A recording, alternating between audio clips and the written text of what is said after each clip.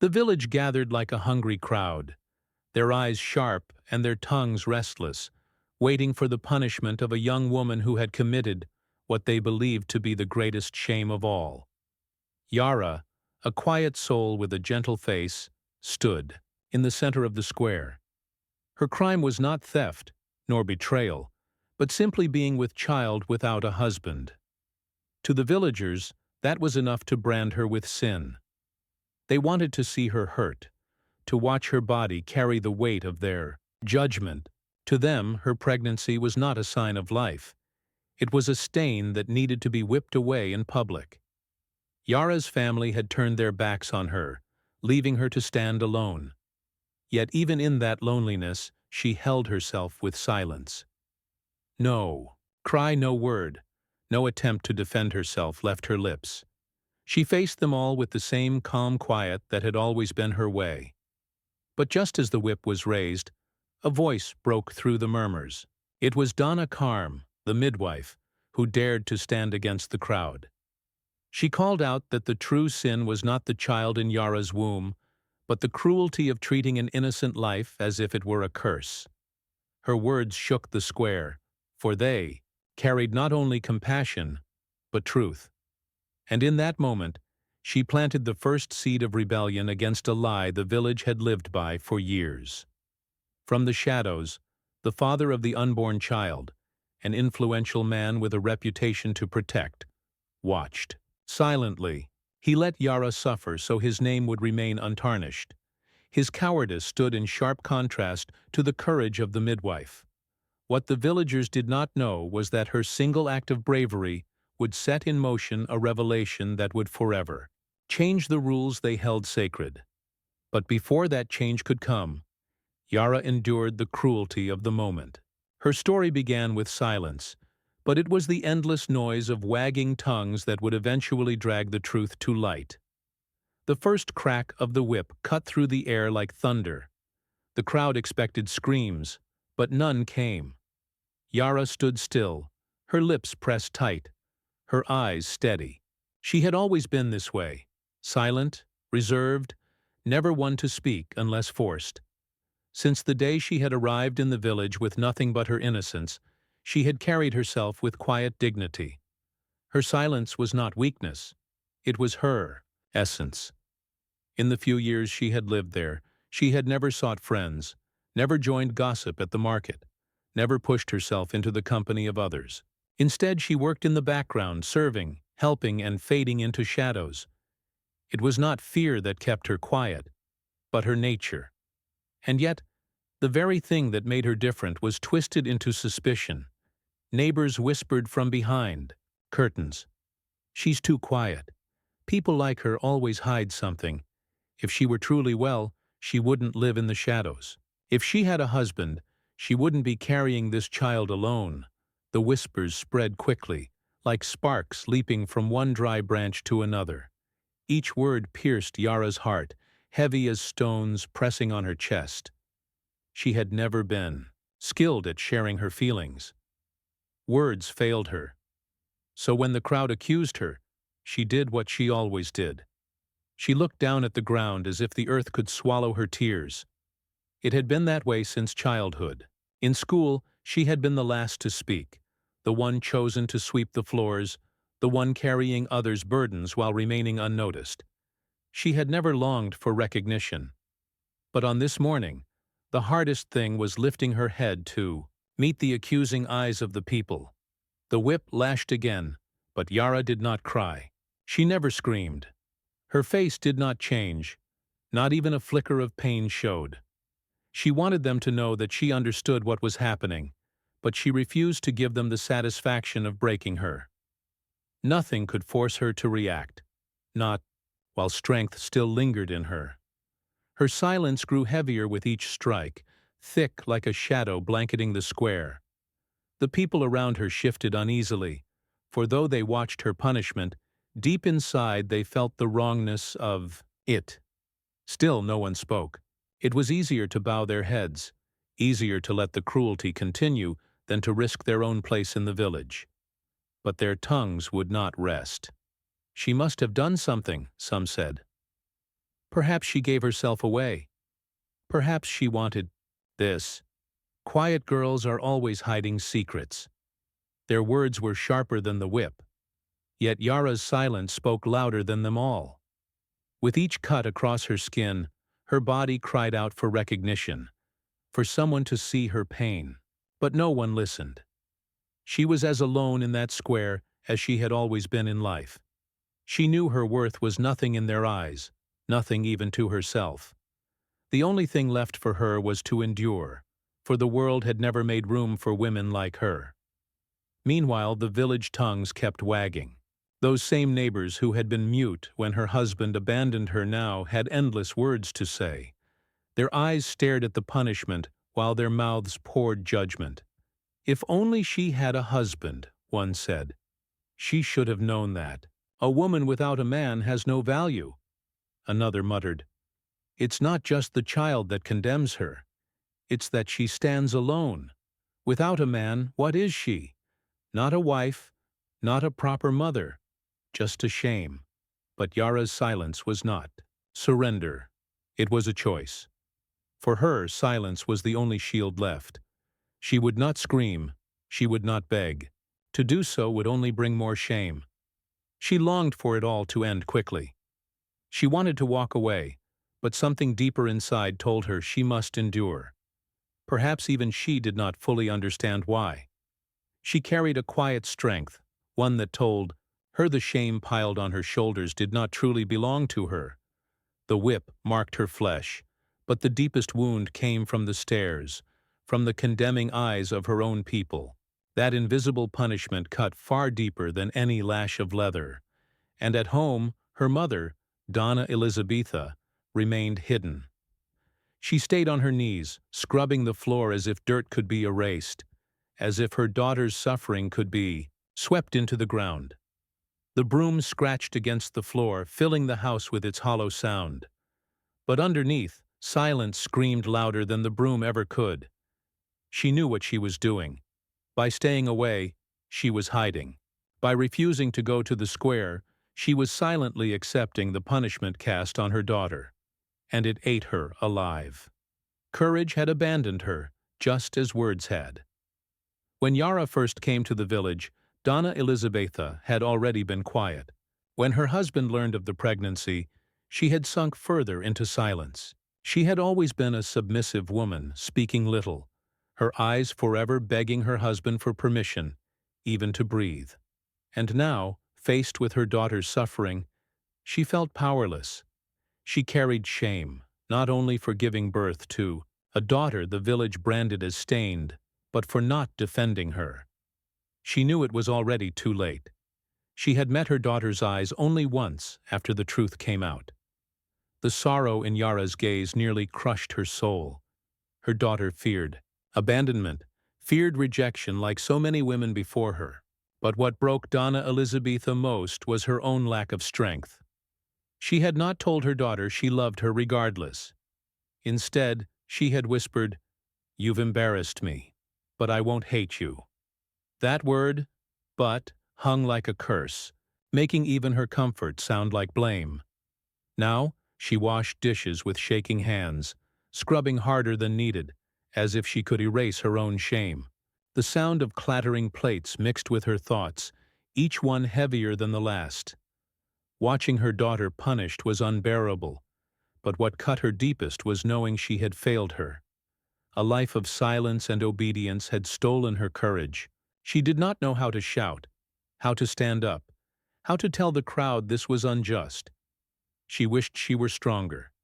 She wished she could be the kind of mother who would rush to the square, hold her daughter's hand, and say, "I will stand with you no matter what they say." But she could not. Instead, Yara's cries echoed in her heart, cries that were not just of physical pain, but of betrayal. For her daughter suffered not only because of the village, but because her own mother had abandoned her to face it alone, and so Donna Elizabetha carried a heavier shame than any the villagers could give her. By not raising her voice, she felt she had betrayed not only her daughter, but herself. The woman who had once believed that the only way to survive in the world was to remain silent, now stood at a crossroads. She knew that if she wanted to save her daughter's dignity, she would have to change. But fear was stronger than her courage, and so she stayed inside, with her head lowered, pretending that the sounds of the whip didn't reach her, as if she could block the pain of the world with a broom. Donor Elizabetha's absence in the square, where others only watched in silence, spoke louder than 1,000 words. She wasn't there to give Yara strength, nor to protect her. She wasn't the warrior Mother Yara had hoped for, the woman who would rise in her defense and confront the injustice. She was simply the silent woman, the one who always believed suffering was part of life, and that perhaps if Yara was stronger, if she were quieter, all of this could have been avoided. And it was in the solitude of her silence that Donna Elizabetha painfully learned that no matter how much she tried to ignore it, her daughter's pain would also be hers. She could no longer sweep under the rug the shame that the women of her village imposed on each other. The shame wasn't only Yamari's. It belonged to all the women who remained silent, who accept the blows of life without ever rebelling. When the sun began to set, Donna Elizabetha knew there was nothing more she could do to prevent Yara's suffering. But more importantly, she knew that at the end of everything, she herself would be the greatest victim of her own omission. The first lash cut through the air with a sharp crack. The sound, clear and cruel, spread across the square, louder than any scream. But Yara did not scream. Her body remained motionless as if the blow had been struck on someone else. She did not want to show weakness. She did not want to give them the satisfaction of seeing her pain. The eyes of the crowd were fixed on her, but she would rather feel the pain in her skin than in the words others would say. The weight of shame was already stamped on her face, more painful than any lash. She didn't feel her body. She felt her soul being torn inside. Each look, each comment, there was no place to hide. It was as if by being there in front of everyone, life itself had stopped to watch her be destroyed. The whip rose again, ready to strike once more. The second blow landed with force, tearing Yara's blouse. The fabric split, and the sound of the tear was almost as loud as the whip's crack. Yara's belly, already visible and carrying life, trembled with the impact, but she did not utter a word. It was not only her flesh that was being marked. It was her dignity, her humanity, being crushed right there in front of everyone. The weight of being watched, judged, and shamed before the whole village was stronger than any physical pain she felt at that moment. The reproachful gaze of those people, the pointing fingers, the silent words that seemed to pierce her soul, burned her much more than any whip could. The third strike was about to fall, and the world seemed to slow down. Yara closed her eyes, trying to focus on her breath, searching for some kind of refuge, some place where suffering could not reach her.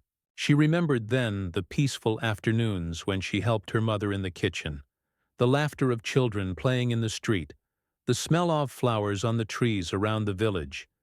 But those memories quickly faded, dissolving into the raw, bitter reality of the square. The third blow was supposed to come. It was supposed to be the end of that suffering. But before the executioner's hand could strike her body, something happened. A shadow crossed the square, as if time had stopped for a moment. It was the midwife Dorna Karm emerging from the crowd with her imposing figure, her silent presence, yet full of strength. She didn't need to say anything to be noticed. The very fact of her posture, her calmness, her resistance, made everyone look at her. Donna Karam had never been a woman of grand speeches or grand gestures, but everyone knew the power she carried. She was the woman who'd brought many lives into the world, the woman who understood the value of each birth and each pain. She was respected, revered, but not for her authority of words, but for the authority of her actions. And in that moment, her presence wasn't just a relief for Yara, but a sign that finally there was someone willing to face the injustice. Enough. Donna Karm's voice cut through the air with the same force as the whip. Her words were like a shout, but one of strength, not of anger. She looked directly at the village leader, the old elder who had authorized the punishment, and her words were spoken with such firmness that no one dared contradict her. If there is sin here, it is not the girls.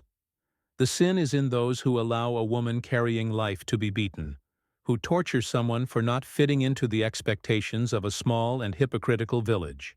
Those words fell like a storm over the square. The people who until that moment had remained silent were now divided. Some looked on in shame, others in indignation, but no one dared speak. The weight of truth of Donna Carm's words was stronger than the whip. The tension in the square was palpable. The very village leader, the man who had given the order for the punishment, seemed smaller in the presence of that woman. He stood still, his hands still extended, the whip in his fingers, but without the courage to continue. What had once seemed like an irrevocable sentence was now being challenged by a woman who, instead of fear, carried an undeniable dignity. Yara, who until that moment had been the silent victim, now saw for the first time someone stand up for her, someone who was not there to judge her, but to protect her. Donna Carm's gaze was direct and firm, and Yara didn't know what to do with that gaze. She felt a mixture of relief and shame, but above all, she felt a wave of gratitude. For the first time, someone cared. Someone had looked at her and decided that pain should not be silent. She was no longer alone. And in that moment, the punishment ceased to be just a physical punishment. It became a spectacle of impotence before the strength of truth. As the village leader hesitated, the midwife advanced toward Yara. She placed her hand on her shoulder with a gentleness that contrasted with the harshness of the events. "You are not alone, girl. None of us is alone. I am here, and we should all look at you with the same respect we owe to the life you carry." That was all she said. But in that moment, those words were more powerful than any speech that could have been made. Yara felt a wave of emotion, something that suffocated her, and made her feel for the first time that the weight of shame was beginning to dissipate. The square was silent, but it was a different silence. It was not the silence of those who watch impassively at the suffering of others, but the silence of those who begin to reflect on their own actions, on what is truly at stake. When we allow a woman to suffer in the name of a twisted and cruel morality, Yara's story, that young woman who carried the weight of a sin she did not commit, was becoming a turning point. The punishment had lost its power to humiliate. Donna Carm's presence transformed physical torture into a moment of collective reflection. And so it was with the midwife's firm hand on her shoulder that Yara began to realize that although the pain of the whip was real, something more powerful was happening there. It was not just her pain. It was the pain of all the women in the village, of all those who had been silenced, who had suffered in silence, who had never had a voice to stand up. The punishment that should have been a spectacle of humiliation was now becoming a spectacle of resistance and truth. And that square, which had once been the stage of her shame, was now becoming the place of her redemption. Donna Caramon's figure, rose-alike, a pillar of strength in the center of the square, in stark contrast to the scene of humiliation and pain Yara was enduring. She was not a woman of grand words or gestures, but her presence was imposing like a tree that resists the wind. Donna Karam, with her years of experience and wisdom accumulated from bringing lives into the world, had always remained on the periphery of the village. She did not involve herself in power struggles, did not get caught up in discussions about who should marry whom or who deserved respect. Her role until then had been simple: care for the women who needed help, bring children into the world, and often carry the secrets of those who sought her out. She was the type of person who lived in the shadows like an old silent friend who knew the value of every breath, every glance, every tear. But that morning she became the woman who would challenge a cruel tradition. The village knew of her respect, but few dared question the authority she carried silently. Donna Carmen was not a woman of eloquent speeches. She never boasted of her deeds or wisdom. Her hands were calloused, her body weary from decades of work, but her gaze carried the weight of a lifetime of experience. She was a woman who saw everything but rarely spoke. When she needed to be heard, her words were few, but heavy with meaning. Those who knew her understood that when she spoke, it was not just to teach, but to mark a moment of transformation. She didn't look at Yara immediately. Instead, her eyes scanned the square, observing the people who stood there, as if she could read what each person was thinking, what each one was hiding. She looked at the village leader, Suzhou, and her hands tightened involuntarily, as though a silent energy was being generated inside her. She knew that he, like the others, was convinced that the punishment was necessary. She knew he believed the order to punish was in accordance with the laws of the village. But Donna Karm could no longer accept it. She could no longer remain silent. In the face of this, she stepped forward, advancing toward Yara with a calmness that characterized her, but with a determination that was impossible to ignore. Her boots softly tapping on the ground echoed in the empty square.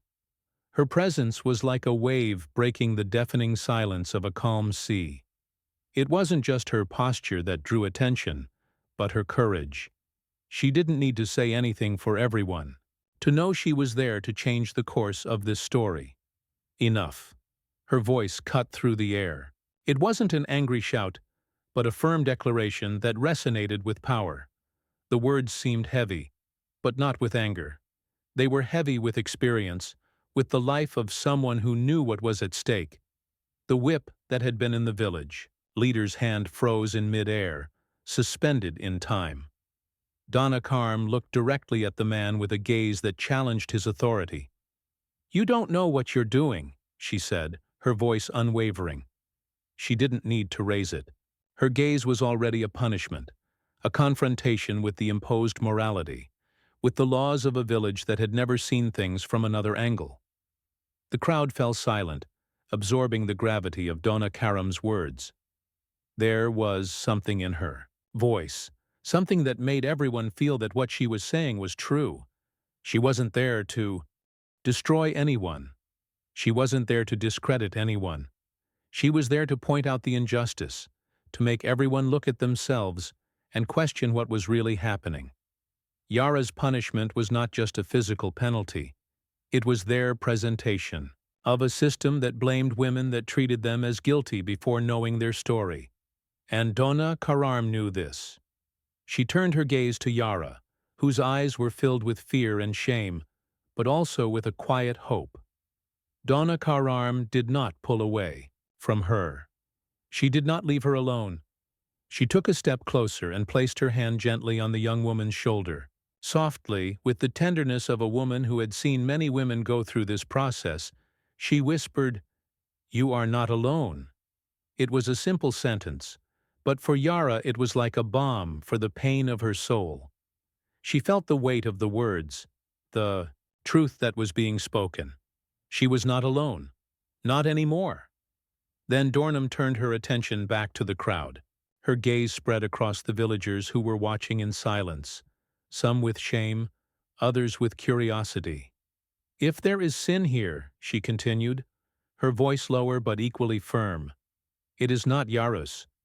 The sin lies with those who, in the name of a hollow morality, allow a woman to suffer publicly for something that should not be a cause for shame. The sign is with all those who, in their homes and hearts, accept that a human being be treated this way just because she carries life within her." She paused. The weight of her words seemed to hang in the air, as if everyone needed a moment to digest the impact of what had been said. The village leader, who until then had stood tall and imposing, seemed to shrink under the pressure of Donna Karm's gaze. He looked at the ground, flustered, as if he was seeing for the first time the true face of his own actions. He said nothing. He didn't need to say anything. The shame was greater than any apology he could offer. Donna then turned her attention back to Yara, whose expression was slowly shifting from fear to a faint glimmer of hope. She looked at the young woman with both affection and firmness, and her words, still simple, resonated with the strength of an unbreakable commitment. You have the right to be respected. The life you carry is sacred, and no one can make you feel lesser because of it. It was in this stillness, in the silent strength of Donna Carm, that the square began to change. The punishment Yara had been receiving ceased to be a mere penalty. It became a mirror reflecting the true face of the village. And as Don Carmam continued to challenge the injustice, the people began to wonder how many of us have already been complicit in something like this. How many of us have allowed the suffering of others to be ignored or accepted as natural? The simple act of one woman standing up to defend another was changing everything. And with that, the midwife did more than interrupt the punishment. She made all those present in the square question their own actions. And perhaps for the first time, the village found itself faced with the need to reevaluate itself. Because at that moment, what was at stake was no longer Yara's punishment. What was at stake was the honor of the entire community. The silence in the square was heavy.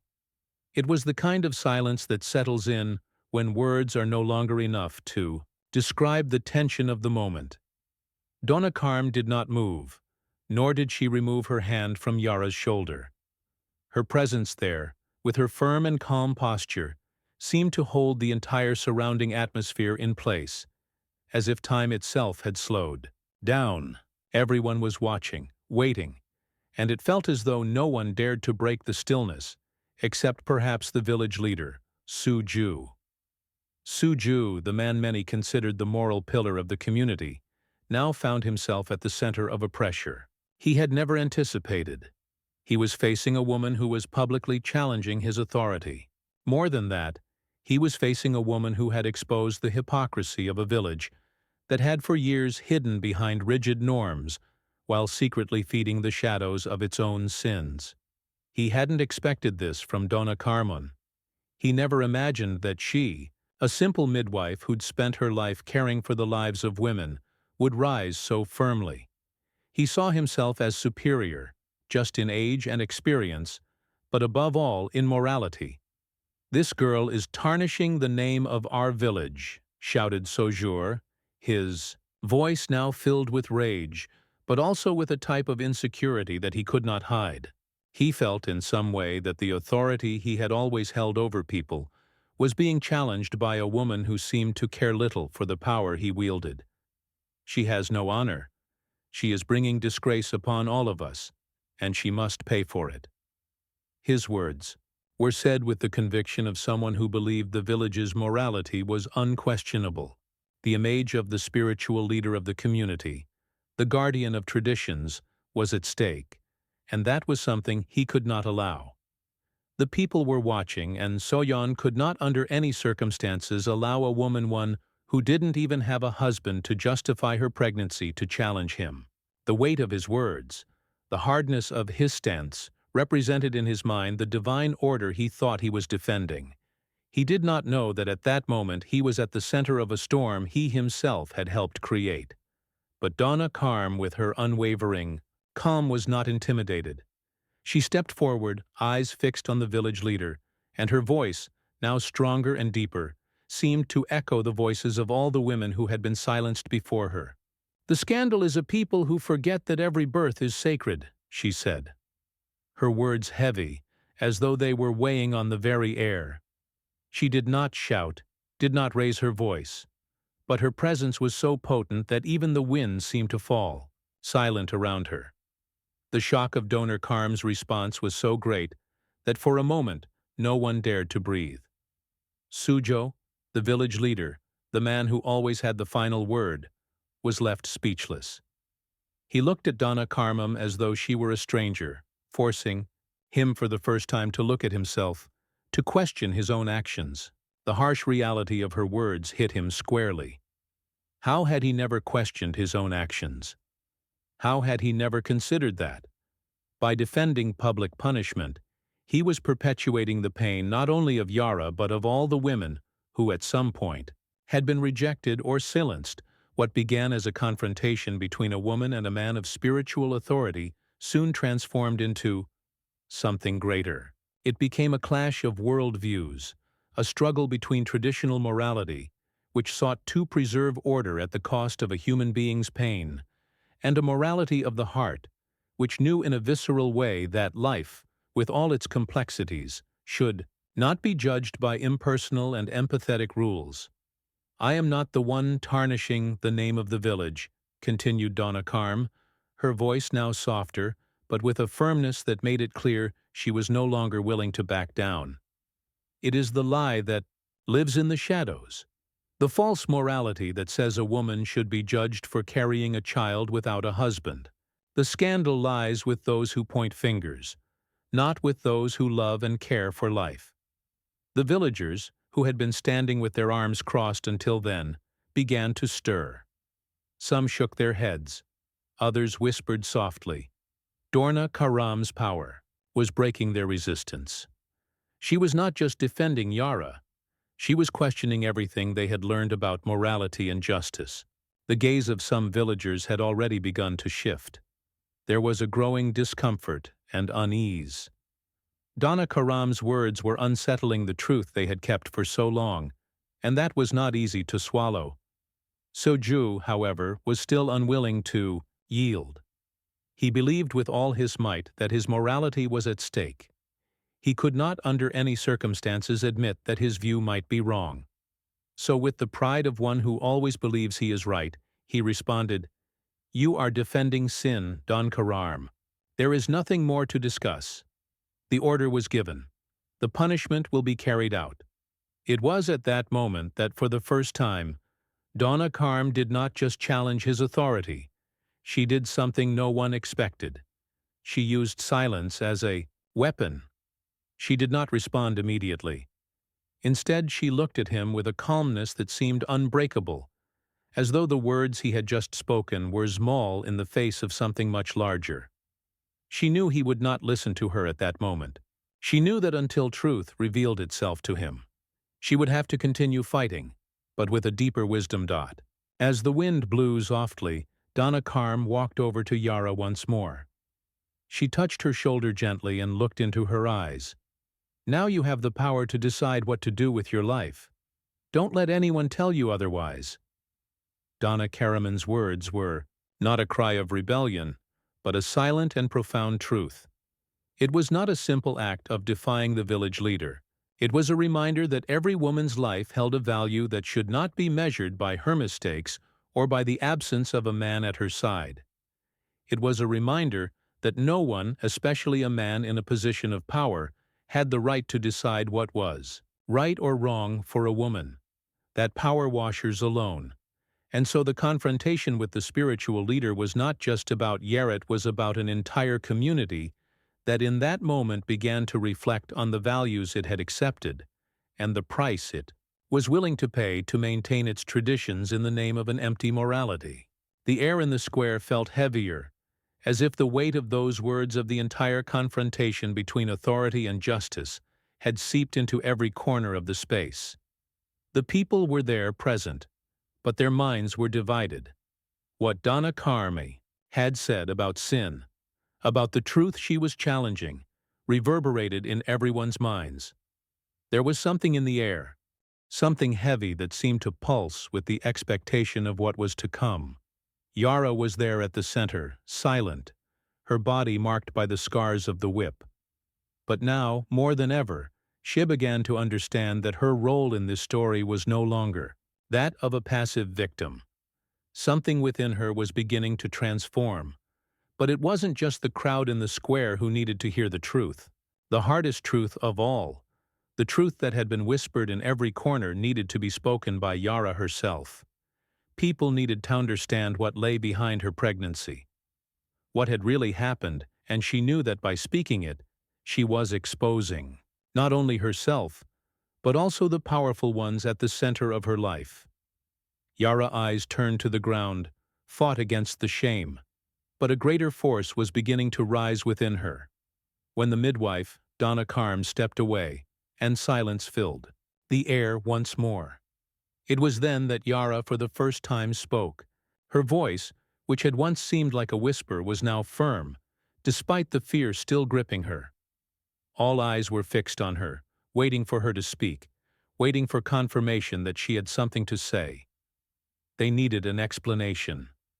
Everyone needed to understand why a woman from the village was being punished, as if her pregnancy were something impure.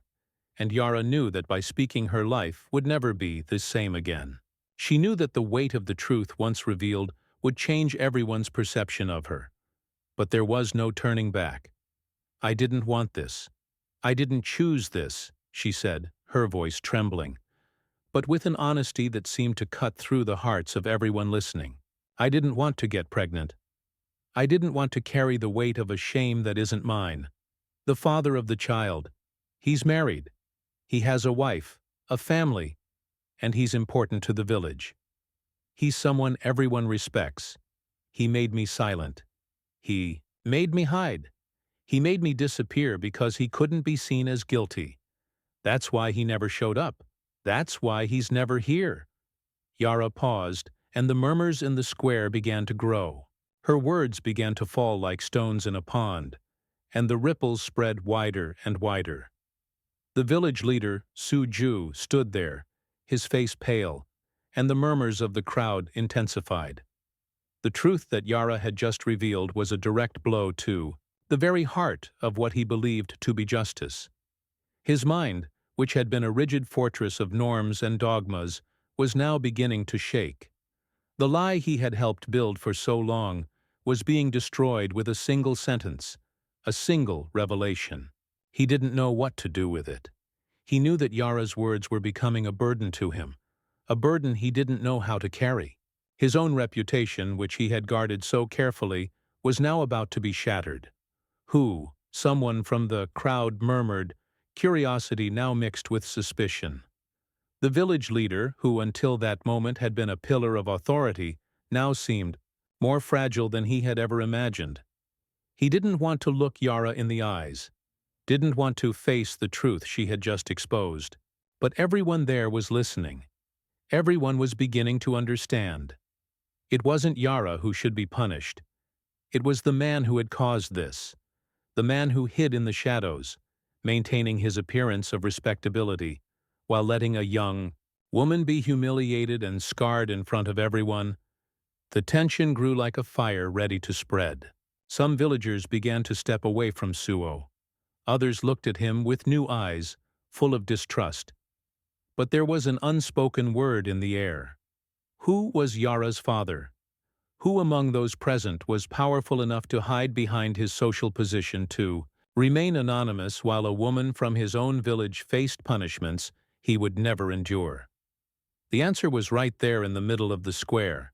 It was the village leader Sujoho, the man whom many considered a man of faith and morals, but who was now being unmasked by the very young woman he believed to be insignificant. And the murmurs in the square grew louder, more evident. People began to move away from Suja, as if they were seeing him for the first time, not as a leader, but as the man who had hidden behind the rules and laws he himself had set. The truth was finally being revealed, and no one could ignore it anymore. The pieces began to fall into place, and the question on everyone's mind was simple. Had we all for so long ignored that the true scandal was right before our eyes? Yara, though still marked by shame, now felt she had done something more important than any punishment could ever achieve. She was no longer a victim. She was no longer the quiet woman who accepted her pain without question.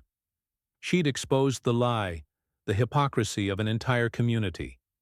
She had given the village a chance to reflect on the real injustice that had but been happening there. And with that, the weight of the truth began to spread across the square into the hearts of the villagers. The lie had been undone, and the reality of who was truly responsible for all of this was as clear as day. The village leader, the one everyone followed, the one everyone respected, was now standing before them as the man who had manipulated and destroyed a woman's life to protect his own image. The community had to face it, and they knew more than ever that their lives would never be the same after that revelation. The shock was too great to be ignored. Donna Karm, the midwife, looked at Yara, and in her eyes there was a glimmer of solidarity, of deep understanding. She knew this was a turning point, that from that moment on the village would begin to see women differently, would begin to understand that their lives and stories should no longer be judged with such rigor. The shame Yara had felt was no longer hers. She had broken the chains of oppression that kept her silent and insignificant, and so the truth, which no one had wanted to hear, was finally spoken, and the village had to listen. After Yara's revelation, the square was in a state of profound unrest. The young woman's words had been like thunder ripping through the sky, and now silence hung in the air, heavy and reflective. People didn't know what to say, didn't know how to react to the truth that had been exposed.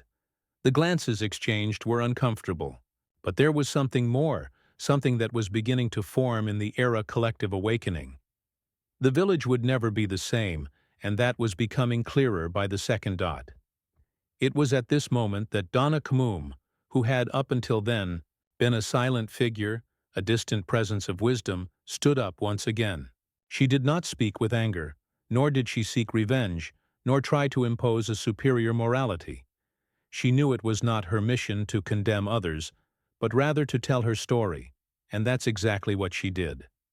Donna Karm approached Yara, placed her hand on the young woman's shoulder, and looked deeply at the crowd, as if carefully weighing her words before speaking. "I was also called a disgrace," said Donna Karm, her voice soft but filled with a quiet strength that made everyone in the square fall silent. "I too was stoned with judgmental words, and I was cast out of my home from my family for something I did not choose. But unlike Yara, I didn't have a midwife to stand up for me when everything seemed lost. I had no one to defend me." Those words fell like a stone thrown into a tranquil pond, the ripples of truth spreading through the square. Donna Karmum's story was simple but powerful. When she was young, she had found herself in the same situation as Yara. The difference was that in her youth, she didn't have the strength to cry out against the conventions that trapped her. She didn't have a mother to defend her, nor a community willing to question the system that was crushing her. She carried the shame alone. Unlike Yara, Donna Karam had not been fortunate enough to be supported by anyone. Her story, her experience, was far from the same. She spoke of a time when women were even more invisible, more erased by society's impositions and the rigid morality of the village. "I too was punished. I too was beaten. I too was left alone. And in that moment, there was no one to tell me that the pain I felt was not mine, but the pain of a world that saw me as something dirty. I was just a girl with a belly full of a child that had no father, and no one there wanted to know my story. They didn't care what was behind my pregnancy. What mattered was that I was alone, and to them, that was cause for shame." Donna Calm paused, and her eyes, which always seemed so calm, were now deeply marked by the pain of her past. "I was saved by a woman like me," she continued, her voice lowering a little but filled with unconditional love. "A midwife, a woman who had already been through what I went through, took me in her arms and took me away. She told me I wasn't guilty, that the life I carried was a miracle, and that I deserved to be loved, not punished." In that moment, Donna Karm's words hit the heart of everyone there like a healing balm. She wasn't just telling her story. She was sharing the pain of all the women who had been silenced, rejected, mistreated, and in many cases, abandoned by their own society. Donna Carmen was finally using her past pain to offer something more valuable than any punishment: the ability to love and embrace, the ability to show that no matter how painful the experience, redemption didn't come through violence, but through understanding and support. "I learned," she said, looking at the square with the wisdom of someone who had seen both the worst and the best of humanity, "that those who do not defend the next betray the one who has already suffered. I became a midwife because at that moment I made a promise to myself. I would never again let a woman suffer without fighting for her. And if one day another young woman like me went through this pain, I would be there to lift her up, to give her my hand, to remind her she wasn't alone. Dornum looked at Yara, Hiri's gentle, yet relentless. She knew that by standing up for her, she was in fact breaking a cycle of suffering that had begun long before Yara was born. She was breaking a tradition of silence, of submission, of pain, accepted as part of women's lives. Now Yara had something that Donna Carm had never had. She had the chance to be heard, to be defended, to be respected. She had the chance to be more than a victim. She could be an example. Donna's words were not just a reflection of her own pain, but of all the women who over the years had been ignored, mistreated, and silenced. She spoke with the authority of someone who had lived through it, and her voice touched the heart of the village. The women began to look at each other differently, with a deeper understanding of what it truly meant to be a woman in that place. They no longer needed to submit to the shame imposed by the village's rules. They had the right to express themselves, to demand respect, to live without the weight of others' condemnation. The midwife had shown with her own story that support and solidarity among women were not just necessary, they were essential for healing. Those who do not defend the next betray the one who has already suffered. Donna Carmen repeated once again with a strength that seemed to resonate in every corner of the square. I am here for Yara, and I will be here for all the women who need me. Because in the end, what matters is not who you are, but what you do for those who need. You and I will never leave a woman behind. Never again. Yura's gaze, which had once been empty and filled with fear, now began to shine with a new light. She looked at Donna Carmen, and a wave of gratitude washed over her. She was no longer alone. She had someone by her side, someone who understood her, someone who didn't judge her, but supported her. The woman who had gone through all this before, the woman who knew what it was to be rejected, was now the voice for all the women who had been silenced. And in that moment, the village began to change. Not from the outside in, but from the inside out. Donna Carm's story, her struggle, her pain, now became the foundation for a new understanding. The old morality that had sustained women's suffering was beginning to dissolve, making way for a new kind of justice. It wasn't a punitive justice, but one of embrace and understanding, of respect for life and the choices of women. Donna Carmen was no longer just a midwife. She was a leader, and her story was now part of Yara's story.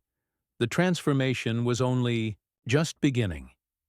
The silence that followed Donna Carmen's words was dense and heavy. The square seemed smaller, cramped by the confused, guilty, and surprised gazes of those witnessing what was happening. Each villager was divided, but no one knew exactly how to position themselves. Some, still bound to the traditions and rigid morality that the leaders had always imposed, murmured among themselves, "She is protecting sin. This is wrong, we shouldn't allow this." Others, less hardened by the routine of judgments, and more attuned to the real pain before their eyes, felt something different. She is protecting life. She is caring for a child and its mother. Amid the silent murmurs, Yara remained still, feeling the weight of all those opinions as if each word were a blow. But there was something different now. Unlike the first day when the glances weighed heavy and the whispers condemned her, she now felt a thread of protection emerging. It was subtle, almost imperceptible, but it was real.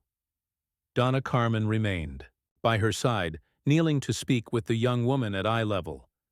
With her experienced, callous hands, she began to wash Yara's wounds with warm water. They were not just the wounds of the whip, but invisible ones marked by abandonment, by her mother's silence, by the judgment of the entire village. Each touch, each gesture, seemed to convey more than physical care. It was a silent message of love and acceptance of the importance of the life Yara carried. The midwife began to hum an old song, a melody known only to the ville's oldest women, passed down from generation to generation. It was the song of mothers who had come before, of women who had resisted scorn and fear and found strength in one another. The notes, though soft, penetrated the hearts of all who were present, and something began to shift in the air. The gaze of the women in the village, once judgmental, began to soften. Some approached, hesitant, and began to discreetly wipe away the tears streaming down Yara's face. Yara, for the first time in public, allowed her own tears to fall. They were not tears of shame, but tears of relief, a recognition that she was not alone. For the first time, she felt her pain had been seen. The crowd began to realize that this was not just about her, but about all the women who, over the years, had been silenced, punished, or ignored. The square, which just moments ago had seemed like a place of humiliation and scorn, began to transform. Among the crowd, some men furrowed their brows, uncomfortable with the shift in energy that was taking place. They felt the silent power of the midwife, but still resisted, accepting that what they had considered morality was now being questioned. Others, especially the younger ones, began to notice something they had never seen before. The life Yara carried was not a cause for shame, but a gift that needed to be protected, not condemned. Donna Karam's simple and silent gesture began to spark a domino effect. The older women moved closer to Yara, supporting her, holding her hands, and offering words of comfort. Each touch, each word created an invisible network of solidarity, something the village had never seen before. The division, which had seemed impossible to overcome, began to dissipate as love and care began to fill the space that had once been occupied by shame and violence. Yara, feeling the warmth of Dorna Karmam's hands, and those of the other women began to feel stronger. For the first time she realized that the shame the village had tried to impose on her didn't have to be carried alone. There was space for protection, for care, for love. She began to understand that she was surrounded by invisible allies, people who, though silent before her, now willing to take a stand and change the course of the situation. Meanwhile, the village leader, Su-ju, remained standing, watching what was unfolding. The security and authority he believed he held were unraveling before his eyes. He began to realize that the village would no longer follow him blindly. The rules he had imposed, the morality he upheld, were being questioned by the simple strength of a woman who chose to protect life rather than condemn it. Hetrid to open his mouth to speak, to regain control, but the words died in his throat. The crowd wouldn't listen to him. His power, so carefully constructed, no longer had strength in the face of the truth being revealed. Dorna Karma, sensing the change in the atmosphere, continued kneeling by Yara's side, finishing cleaning her wounds and adjusting her torn blouse. Now stained with blood and tears, she spoke softly, repeating words of strength and hope, so only Yara could hear. Life is sacred. Never let anyone tell you otherwise. You're important. The child you carry is important, and we will take care of you. The crowd, which had initially been divided, began to unite around a simple but powerful idea. Life should be honored, and the pain of a woman should not be made into a spectacle. From that gesture, the village began to understand that justice was not in punishment, but in protection, solidarity, and understanding. The initial division gave way to a sense of unity and shared responsibility. And so, with a simple act of care and the ancient whisper of Asong, Donna Karam changed the course of this story.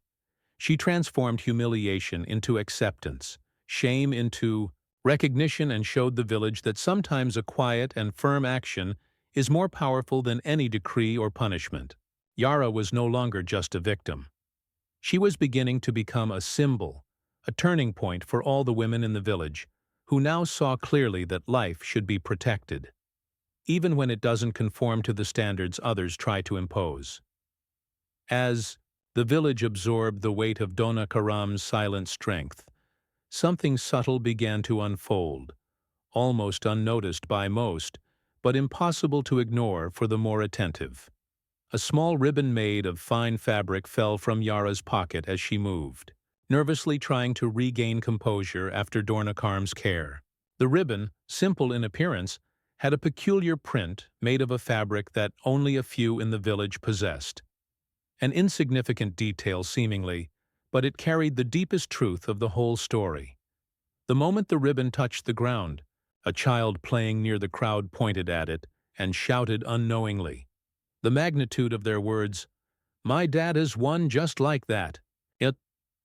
The innocent declaration was enough to cause a silent tremor among the adults. Eyes met, surprised, and disbelief began to spread. Each person started to realize that for years, the true father of this pregnancy had escaped judgment, protected by prestige, fear, and his social standing. But now, a forgotten detail, a simple cloth ribbon, revealed the truth inescapably. The village leader, Sujoho, who until now had remained rigid and arrogant, began to lose composure. The mask of authority he'd carefully maintained for decades was starting to crumble before such a simple gesture. His expression, once firm and unshakable, now turned pale, almost transparent. The pride that had always sustained his power over the community could not withstand the force of the evidence. The truth, silent and undeniable, shattered any justification or lie he could use to protect his image. Donna Karum, watching the moment unfold, didn't need to say anything. Her firm posture, penetrating gaze, and the hands still resting on Yara's shoulder sent a clear message. The injustice was being exposed, and now the village had to confront the reality. It was no longer a matter of rumors, gossip, or moral interpretations. It was a concrete fact impossible to deny. The man who had caused the suffering, who had hidden his responsibility behind traditions and false morality, was now exposed to the light of day. The murmurs of the crowd grew as people realized the truth. Some whispered, "So he was the father, the respected man, the one everyone protected." Others, more outraged, whispered among themselves, "How could he let a young woman suffer like this? Why didn't he show up earlier? Why didn't he take responsibility?" Collective indignation grew, and the shame that had previously rested solely on Yara now began to shift toward the one who truly deserved to bear it.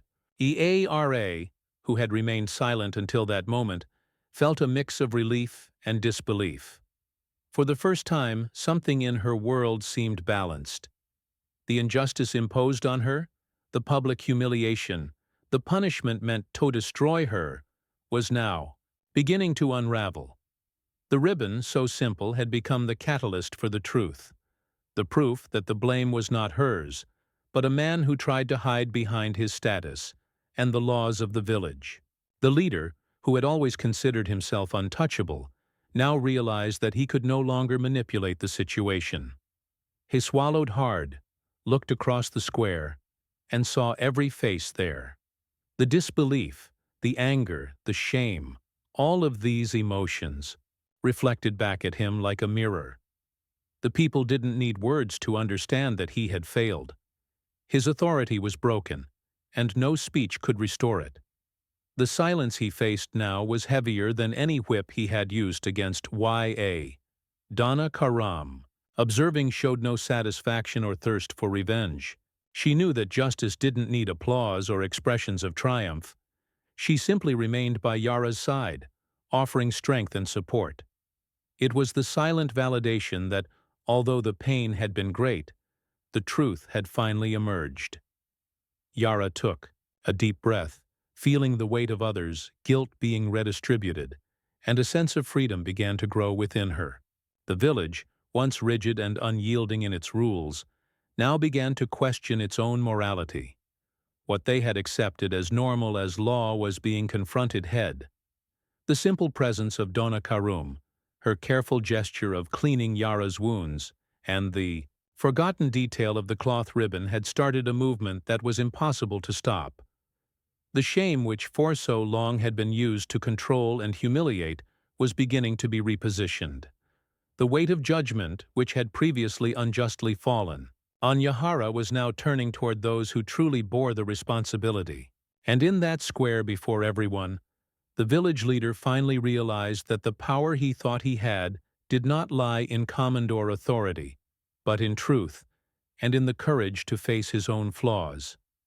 The mask he had worn to hide the guilt fell away, entirely, revealing not a strong and moral man, but someone ordinary, vulnerable, human, and the village would never see him the same way again.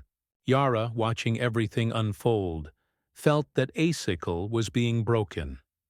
The shame she carried was no longer hers. The pain she had felt for weeks, for years, perhaps for her entire life, until that moment, was starting to transform into something different, no longer humiliation, but recognition. For the first time, she could breathe without the crushing weight of an unjust judgment. The truth had been revealed, and with it, a new beginning was emerging, not just for Yara, but for the entire village.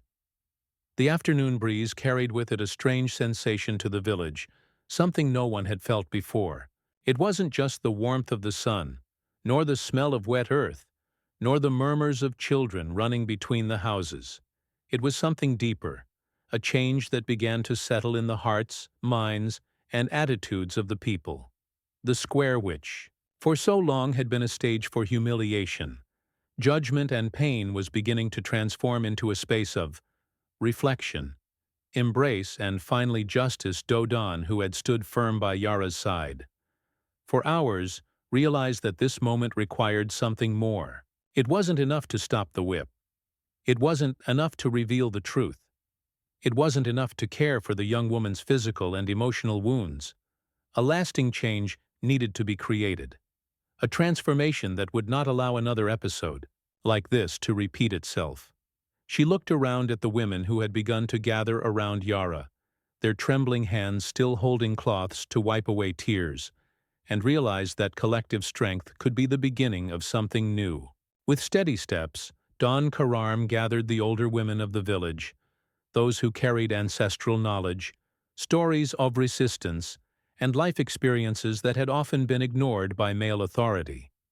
They formed a circle around Yara, and in that moment, the entire square seemed to witness the creation of something greater than any law imposed by men. It was the law of life, dignity, protection, and embrace. Listen closely. Donor Carmen began, her voice firm and filled with natural authority. No woman will ever again be judged for being alone. Being alone is not a crime. No pregnancy will ever again be a cause for shame or punishment. Life is sacred, and the life we carry in our wombs deserves to be protected, not condemned. Each word fell upon the crowd like a precious stone, heavy with meaning, but shining with the light of truth. The people, initially silent, began to understand that this was not just the decision of one woman, but the union of many who had decided that the weight of shame should no longer fall on anyone. The women began to discuss how they would make this happen. They created a space called the Circle of Mothers, a place for support, listening, and solidarity. In this space, no young pregnant woman would be judged or humiliated. Every story would be respected, every pain would be embraced, and every life would be honored. The community realized that this was not just a symbolic gesture, but a profound change that would forever alter the way women were treated in the village. Yara was the first to be embraced in this new space. Donna Karam led her to the Circle of Mothers, where clean cloths were prepared. Hot food was laid out and a hammock was offered for her to rest. It was the first time since she had learned she was pregnant that Yara felt safe, valued, and that there was a place in the world where her dignity would not be questioned. She closed her eyes and felt a lightness she never thought possible.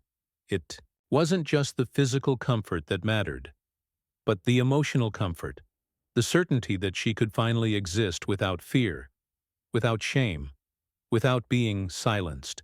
The village, watching all of this, began to change as well. Men who'd remained silent began to realize the importance of what was happening. Some still tried to cling to the old rules, but the force of justice and truth was setting new standards. Respect for women, for life and for dignity, was beginning to take precedence over the rigid traditions that had once governed their actions. They saw that it wasn't about breaking rules out of rebellion, but about honoring the essence of life that had always been in front of them, often invisible or ignored. Dr. Donna Karam, with her steady and serene gaze, watched it all. She knew that this change was not just about Yara, not just about one episode of injustice. It was about creating a legacy, a line of care that would be passed down, that would protect all the women who came after. She understood that although the old rules still existed, the power of unity and female solidarity would be able to transform them, to shape them into something that truly mattered, the protection of life and dignity. The community learned that day that true authority does not come from the imposition of punishments or from fear, but from care, respect, and the ability to hear the truth that is so often silenced. The Circle of Mothers was not just a physical place. It was an idea, a cultural change, a law that arose from the hearts of women and could not be ignored. The village for the first time began to understand that honoring life meant more than following rules. It meant protecting, embracing, and recognizing the humanity of every woman in every story, in every womb, carrying hope. Sitting in the hammock, surrounded by women who are now her chosen family, felt that the cycle of shame that had begun to destroy her life had finally been broken. She breathed deeply for the first time without fear. For the first time, she felt truly alive, loved, and protected.